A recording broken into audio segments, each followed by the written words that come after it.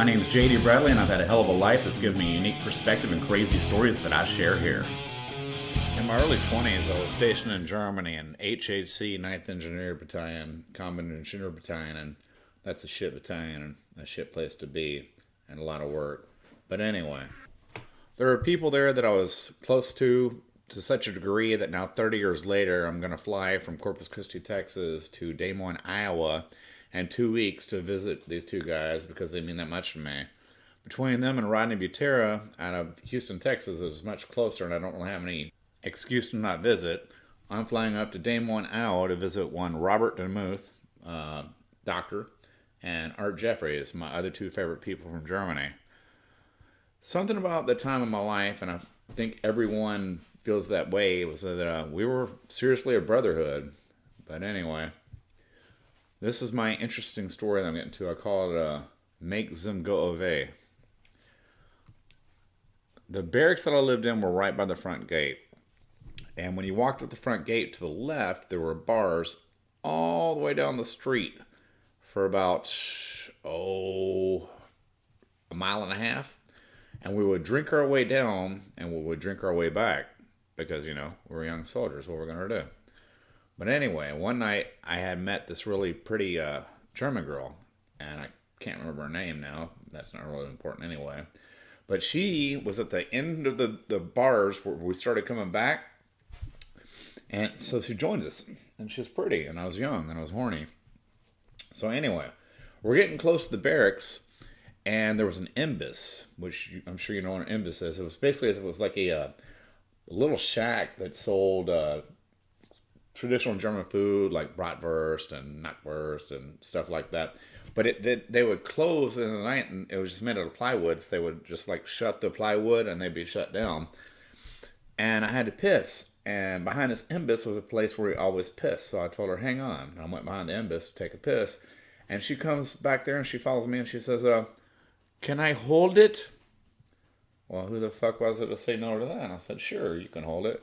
So she grabs my dick while I'm pissing, and it's like a really long piss. She's like all trying to do like cursive and shit with it as if she could spell anything. But anyway. And so then I get done pissing, and she's still got my dick in her hand. My dick starts getting hard, and she kisses me, and I kiss her back. And then as drunk as I was, I had the sense to get her away from the area that we pissed and took her further back on the grass. And we got naked and we started fucking. And we're fucking and we're fucking and we're fucking and we're fucking. And it's good sex. Most sex is good sex. But anyway, we're going at it. And I hear some dudes giggle. And I was like, what the fuck? But I'm still going at it. I'm still putting it in. And I turn around and I look. And I hear, it's Bradley. And it's some dudes from my company. And they realize that this dude that they stumbled on having sex with this German girl was me. And they start clapping and cheering. And I kind of appreciate where they're coming from, but at the same time, I didn't appreciate it at the time.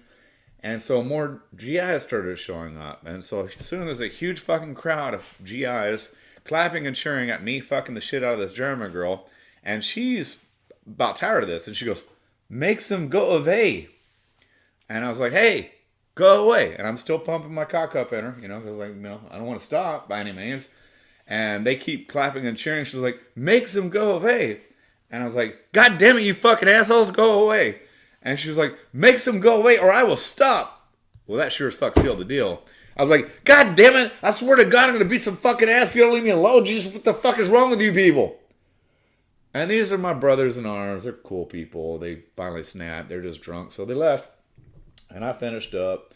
And then she and I went to the Irish pub. This was the last bar on the way back. I went a couple more beers and exchanged phone numbers, and I think I lost her phone number. That's why we never talked again, if I remember correctly. But anyway, so they had already went back to the barracks, at least the ones that were in my barracks, and woke up everybody that was available. Because, some people spent the night somewhere. Some people were asleep. There's like maybe 20, 25 dudes that got woke up, and I wasn't expecting this at all. But I walked in to a round of applause and beer being poured over my head. And I got lifted up and carried around like this big triumphant hero. And that's one of the sweetest memories of my life. And that's part of the reason I'm going to visit these two guys in Iowa in 2 weeks. Because those people, I feel closer to them than anybody in my entire life. If you enjoy this episode, I would appreciate you sharing it with 3 people, 2 that you suspect will like it, 1 you think might like it, and thank you for tuning in. Have a good night. Bye-bye.